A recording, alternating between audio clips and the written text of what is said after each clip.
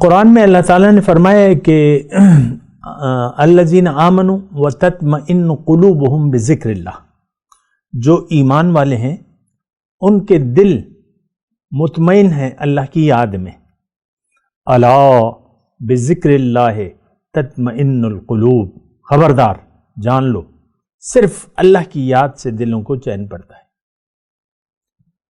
تو دیکھیں، حقیقت کو نظر انداز کر کے اگر آپ زندگی گزاریں گے کوئی بھی دنیا میں، دیکھیں میں عام طور پہ کہہ رہا ہوں، حقیقت ہے، اس کو اگر آپ اگنور کر دیں، نظر انداز کر دیں، تو پھر تو آپ اس چیز سے فائدہ نہیں اٹھا سکتے یا اس کے متعلق وہ سلوک نہیں کر سکتے. یہ بالکل سادی سی بات ہے. اعوذ باللہ من الشیطان الرجیم، بسم اللہ الرحمن الرحیم. اللہم صلی علی سیدنا محمد معدن الجود والکرم وآلہ وسلم. سامعین و ناظرین اکرام، السلام علیکم ورحمۃ اللہ وبرکاتہ. آج کا ہمارا موضوع پریشانی کا واحد علاج. دیکھیں، پہلے تو پریشانی کی وجہ جو ہے وہ جاننا ضروری ہے. انسان کیوں پریشان ہے اور یہ کب پریشان ہوتا ہے؟ دیکھیں، ہم انسان ہیں، ہمارے اندر دو روحیں ہیں، ایک روح حیوانی ہے اور ایک روح ربانی ہے. یہ بات نوٹ کر لیں. اچھا، بات یہ ہے کہ ہم لوگ اپنی حقیقت کو نظر انداز کر کے زندگی گزار رہے ہیں، تو اس لیے پھر مسائل پیدا ہوتے ہیں. بہرحال میں آپ کو پریشانی کی وجہ بتا رہا ہوں کہ انسان جو ہے اس میں دو روحیں ہیں، اور اصل روح جو ہے وہ روح ربانی ہے. جب بچہ ماں کے پیٹ میں 4 ماہ کا ہو جاتا ہے اس وقت وہ روح اس میں پھونکی جاتی ہے اللہ تعالیٰ کی طرف سے. اب یہ روح جو ہے یہ اصل ہے. اچھا دیکھیں، جب یہ روح آتی ہے جسم میں تو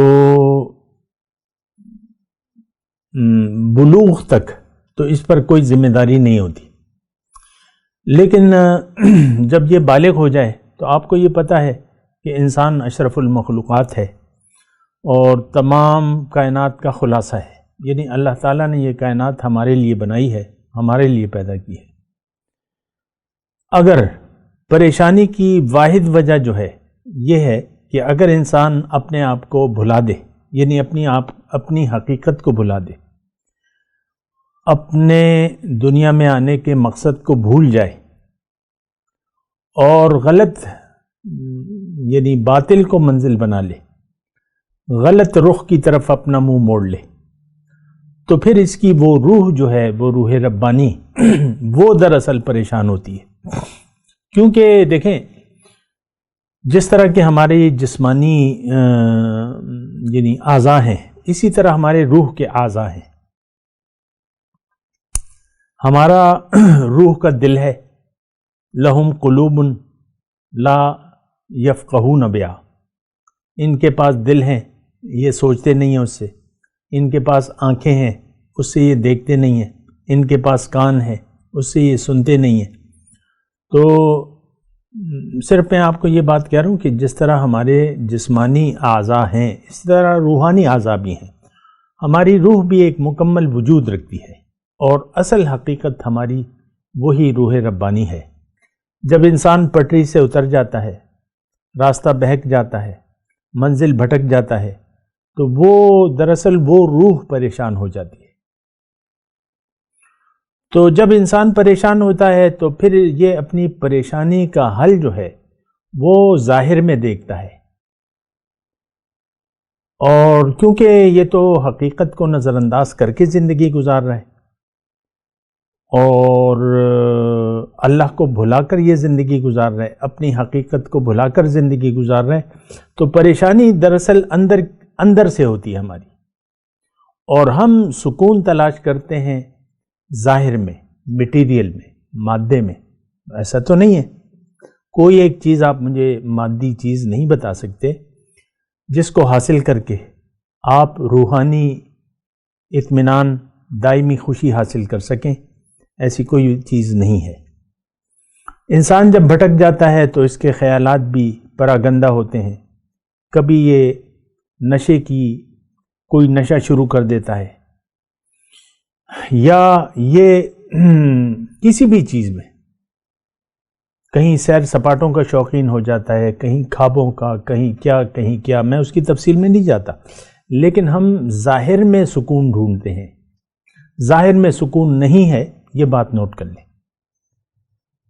اگر آپ اپنی حقیقت کو بلا کر زندگی گزار رہے ہیں تو آپ پریشان رہیں گے.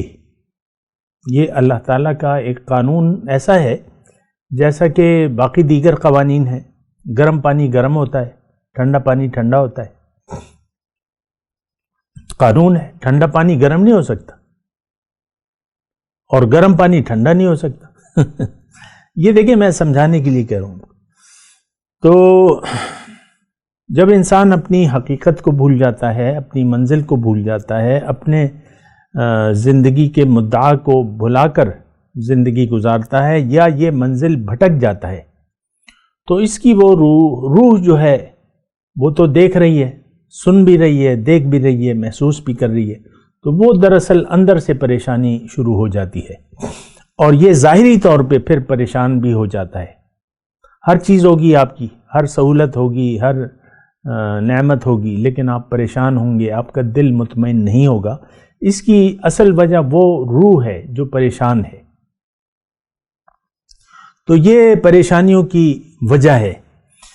اگر انسان، خلاصہ کلام یہ ہے کہ اگر آپ اپنی حقیقت کو بھلا چکے ہیں اور منزل بھٹک چکے ہیں، راستہ بہک چکے ہیں، اللہ کی یاد اگر آپ کے دل میں نہیں ہے اور آپ کا دل دنیا کی یاد سے آباد ہے، تو آپ پریشان حال ہوں گے، آپ بدحال ہوں گے. یہ ایک حقیقت ہے، یہ قانون ہے. من اعرض عن ذکری فإن له معیشۃ ضنکا.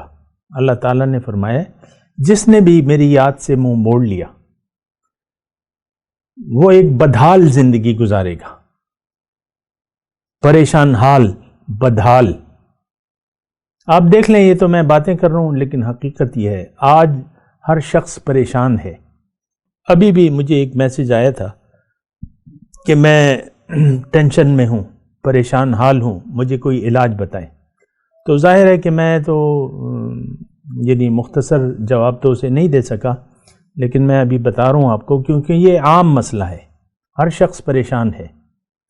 آپ دیکھ لیں، گھر میں جو لڑکیاں ہیں، موجود ہیں، جو بیاہی ہوئی ہیں، وہ پریشان ہیں، بدحال ہیں، پریشان ہیں.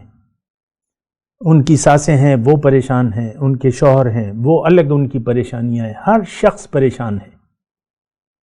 آج ملک کا وزیر اعظم بدحال ہے، پریشان حال ہے. آج ایک مزدور کار ہے، دیہڑی والا ہے، وہ بھی اپنے حالات سے خوش نہیں ہے، پریشان حال ہے. میں آپ سے یہ کہہ رہا ہوں کہ دنیا جتنی بھی آپ جمع کر لیں تو دنیا آپ کے لیے یعنی وہ روحانی خوشی آپ کو دنیا سے، مادے سے، میٹیریل سے نہیں مل سکے گی. بہرحال واحد وجہ یہی ہے کہ ہم اپنی حقیقت کو بھلا کر زندگی گزار رہے ہیں. ہم راستہ بہک گئے ہیں، راستہ بھٹک گئے ہیں، ہم گمراہ ہیں. اللہ نہ ہماری منزل ہے، نہ ہم اس کو مقصود حیات بنانا چاہتے ہیں. قرآن میں اللہ تعالیٰ نے فرمایا ہے کہ الذین آمنوا وتطمئن قلوبہم بذکر اللہ. جو ایمان والے ہیں ان کے دل مطمئن ہیں اللہ کی یاد میں. الا بذکر اللہ تطمئن القلوب. خبردار، جان لو، صرف اللہ کی یاد سے دلوں کو چین پڑتا ہے. تو دیکھیں، حقیقت کو نظر انداز کر کے اگر آپ زندگی گزاریں گے، کوئی بھی دنیا میں، دیکھیں میں عام طور پہ کہہ رہا ہوں، حقیقت ہے. اس کو اگر آپ اگنور کر دیں، نظر انداز کر دیں، تو پھر تو آپ اس چیز سے فائدہ نہیں اٹھا سکتے، یا اس کے متعلق وہ سلوک نہیں کر سکتے. یہ بالکل سادی سی بات ہے. یعنی مثال کے طور پہ ایک آٹا گوندنے کی مشین ہے، اس میں اگر آپ چٹنی بنانے لگیں تو وہ تو نہیں بنے گی. چھوٹی سی مشینیں آتی ہیں یعنی گھر کے لیے، 3-4 کلو آٹا یا 5 کلو آٹا، اس میں اگر آپ دھنیا پودینہ مرچ زیرہ وغیرہ ڈال دیں تو اس سے تو چٹنی نہیں بنے گی، یعنی غلط استعمال۔ انسان کو اللہ تعالیٰ نے اپنے لیے بنایا ہے، یہ زمین پر اللہ کا خلیفہ ہے، اللہ کا نائب ہے۔